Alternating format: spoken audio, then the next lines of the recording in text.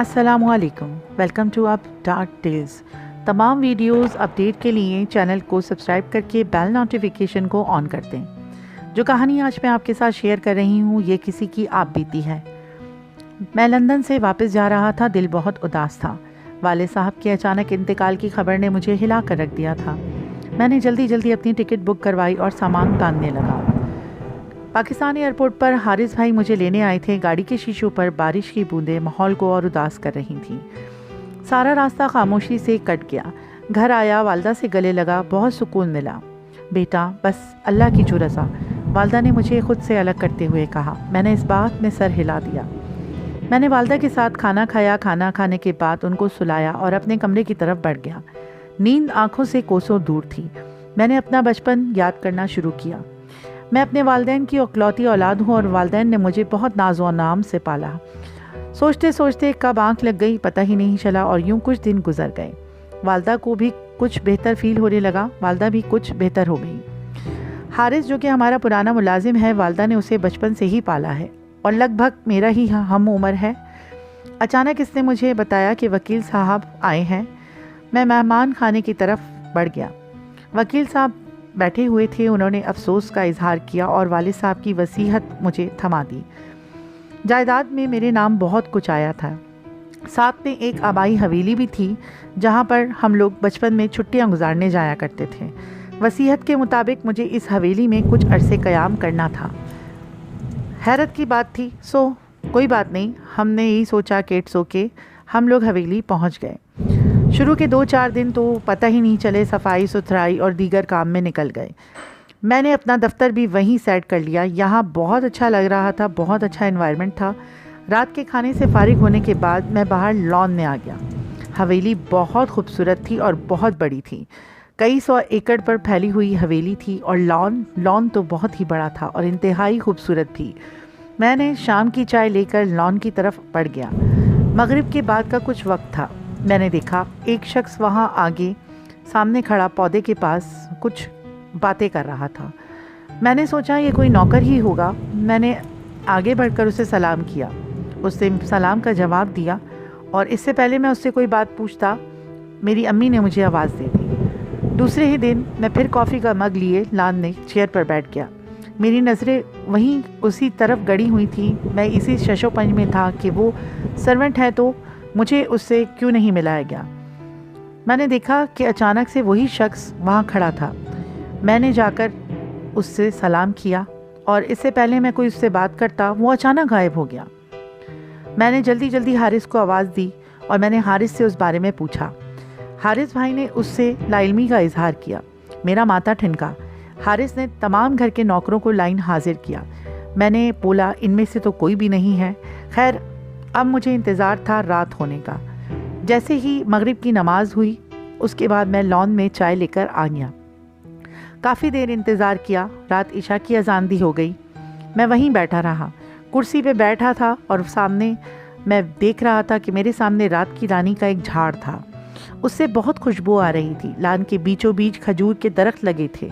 अचानक वही बुज़ुर्ग वहाँ नज़र आए। मैंने अपनी जगह छोड़ी, आगे बढ़ा, इनको सलाम किया। उन्होंने मुस्कुरा कर जवाब दिया और कहा, बरखुरदार आपको मुझसे मिलने का बहुत इंतज़ार करना पड़ा, माजरत, मुझे देर हो गई। मैं बहुत हैरान हुआ कि इनको कैसे पता चला कि मैं उनका इंतज़ार कर रहा था। मैंने उनसे पूछ ही लिया, आप यहाँ कैसे हैं और आपको कैसे पता चला कि मैं आपका ही इंतज़ार कर रहा था? आप कौन हैं और आप कहाँ रहते हैं? आप इस घर की तो फ़र्द नहीं हैं। उन्होंने हंस के जवाब दिया, मैं यहीं रहता हूँ, खजूर के इस दरख्त पर। मैंने हैरान हो के उनको देखा और मैं काफ़ी देर उनको देखता रहा। फिर उन्होंने मुस्कुरा के जवाब दिया, मेरा नाम अबराक है और हम यहाँ कई 100 साल से रहते हैं। मैं तुम्हारे वालिद साहब से भी कई बार मुलाकात कर चुका हूँ। वो मेरे दोस्त की तरह थे, अल्लाह इनको बख्शे। मैंने आमीन में जवाब दिया और वो शख्स दरख्त की तरफ देख के मुस्कुराने लगे। मैंने उनसे पूछा कि आप कौन हैं? उन्होंने कहा, क्या अब भी तुम्हें यकीन नहीं आया? मैं बहुत हैरान हुआ और अपने कमरे की तरफ देखने लगा। तो वो पूछते हैं कि क्या देखते हो? तो मैंने कहा कि आपका साया मुझे अपने कमरे की खिड़की में नज़र नहीं आ रहा। तो उन्होंने जवाब दिया कि बेटा अभी तुम इस बारे में बहुत छोटे हो। और अचानक से वो शख्स धुआं हो गया। اور میں اپنے کمرے کی طرف واپس آ گیا۔ میں نے رات بھر سوچتا رہا کہ یہ کیا تھا، یہ میں نے کیا دیکھا؟ شاید یہ میرا وہم، شاید والد صاحب کے انتقال کے بعد شاید یہ میرا وہم ہو، یا شاید جو میں نے دیکھا وہ صحیح ہو۔ میں اسی شش و پنج میں تھا، نیند کب آ گئی اور میں سو گیا مجھے نہیں پتا۔ صبح میں سب سے پہلے ابا کے کمرے کی طرف گیا۔ ان کی تمام چیزیں صفائی سے کرینے سے رکھی جا رہی تھیں۔ میں نے دراز کھولی، ان کی کئی درازوں کو چیک کیا تو وہاں سے مجھے ایک ڈائری ملی۔ میں وہیں بیٹھ گیا اور میں اس کو پڑھنے لگا۔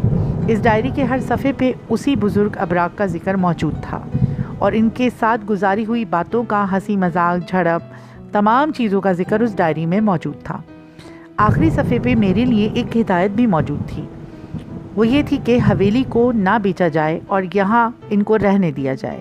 یہ ان کا بھی اپنا گھر ہے، ان کا اپنا ہی ٹھکانہ ہے بیٹا، ان کو اس گھر سے کبھی نہیں نکالنا، نہ تم انہیں تنگ کرنا نہ وہ تمہیں کبھی تنگ کریں گے۔ اس کے بعد دن یوں ہی گزرنے لگے اور میں لندن واپس نہیں گیا۔ آج بھی وہ ابراگ بابا، میں ہر مشورہ انہی سے لیتا ہوں، جو بھی کام کرتا ہوں ابراگ بابا سے ضرور مشورہ کرتا ہوں اور اپنے ہر مسئلے کا حل انہی سے معلوم کرتا ہوں۔ ان کی فیملی سے بھی میں مل چکا ہوں، ان کی فیملی سے ملنے کا بھی مجھے شرف حاصل ہو چکا ہے۔ آج میں شادی شدہ ہوں، میرے بچے بھی ہیں اور اب بچے جوان ہو رہے ہیں اور میرے بچوں کو بھی یہی شرف حاصل ہوا کہ ہم تمام فیملی نے ان سے ملاقات کی ہے، ان سے مل چکے ہیں۔ میری والدہ اب گزر چکی ہیں، ہم وہاں بہت ہنسی خوشی سے اس گھر میں رہے۔ میں ان کی بہت عزت کرتا ہوں، میرے بچے بھی ان کی بہت عزت کرتے ہیں۔ اللہ کا شکر ہے ہمیں کبھی کسی چیز کی کمی نہیں ہوئی۔ ہمارے پاس دنیا کی ماشاءاللہ الحمدللہ کئی نعمتیں موجود ہیں۔ اس کے علاوہ ہمیں جب بھی کسی بھی مسئلے کا سامنا کرنا پڑا، ان بزرگ نے آ کر ہماری بہت رہنمائی کی۔ اللہ کا شکر ہے آج ہمارا گھرانہ مذہبی گھرانوں میں شمار ہوتا ہے الحمدللہ، اور ان کے ساتھ ہمارا گزارا ہوا ہر دن بہت اچھا گزرتا ہے۔ ہمارے بچے ان کی بہت عزت کرتے ہیں اور ان کو دادا کہہ کر ہی پکارتے ہیں، اور یہ میری سچی آپ بیتی ہے جو میں آج آپ کے ساتھ شیئر کر رہا ہوں۔ مجھے امید ہے کہ آپ لوگ میری اس کہانی سے فیض یاب ہو سکیں گے۔ دعاؤں میں یاد رکھیے گا، اپنا خیال رکھیے گا۔ اللہ حافظ و ناصر۔